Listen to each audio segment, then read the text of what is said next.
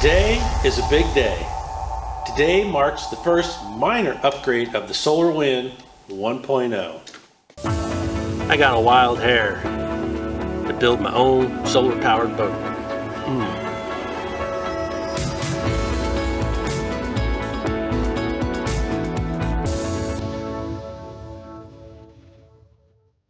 Hey, you came back!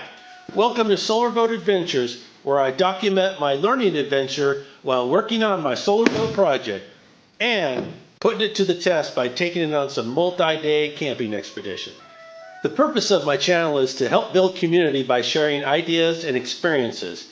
As always, if you have suggestions or constructive criticism, or if you just want to share your solar boat project, please feel free to reach out.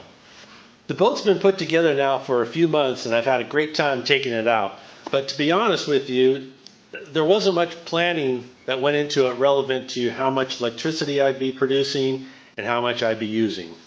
I still don't know exactly. I just know that the battery stayed charged and it still keeps going.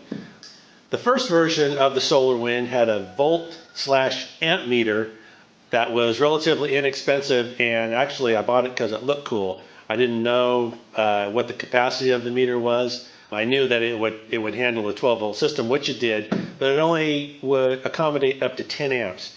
And I actually, after hooking it up, it started to smoke. So I disconnected that early on and have been relying on the voltmeter just to show me the level of my battery. So I really don't know how much electricity I'm using as far as amps and watts. But with this new inexpensive meter, that's all about to change.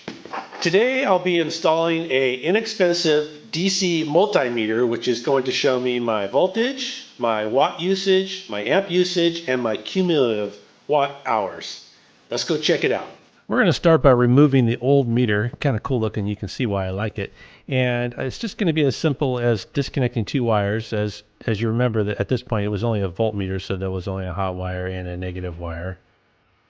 Then I am going to manually remove, with much effort, the old meter from the dash. Now let's get a look at the new meter. It's pretty simple. It has a nice little diagram on the back to help you wire it. And also ships with the shunt, which is in the top of the screen there. Also, what I'm going to be using to help mount it to the dash is just a simple electrical box cover that I'll cut out later on. Now the instructions literally say that the wire size is unimportant as there's going to be very little current flowing through.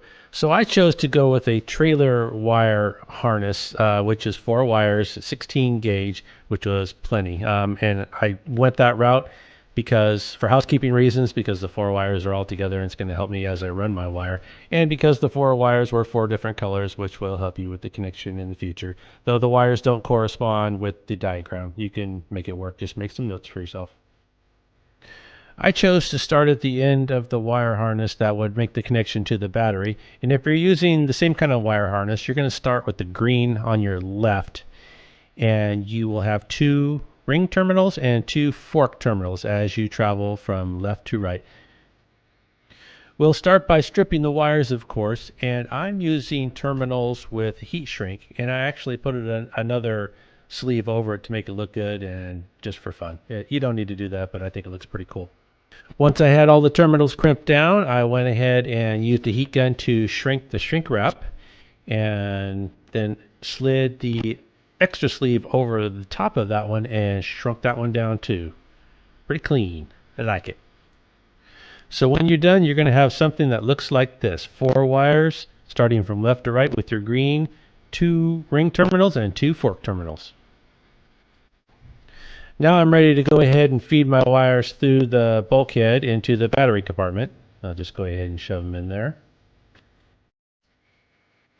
At this point, I'll go ahead and attach the shunt to the batteries I'm monitoring. In this case, it's the drive batteries.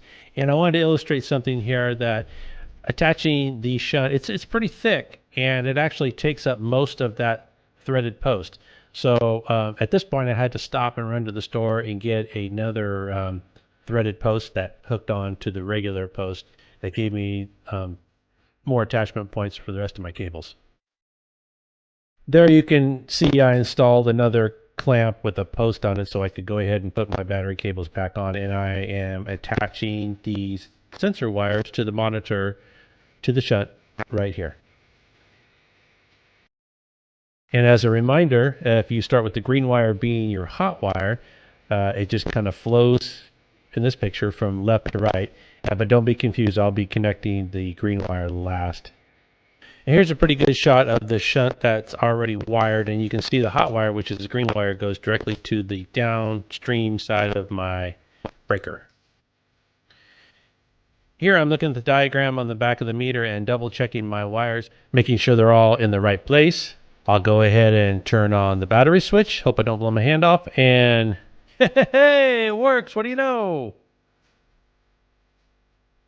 I'll get this buttoned up real quick. Start by making the original hole a little bit bigger using the cutout cover as a template. Drill holes in each corner using a jigsaw to open it up. I'll get it wired in and buttoned up. So yeah, pretty excited. One more step to becoming a solar super nerd. I'm excited to know exactly how much electricity I'm using. So there you have it. I hope you found this helpful. I will include a link to the product in the description and also a link to the wiring diagrams. If you have any questions or suggestions, please let me know.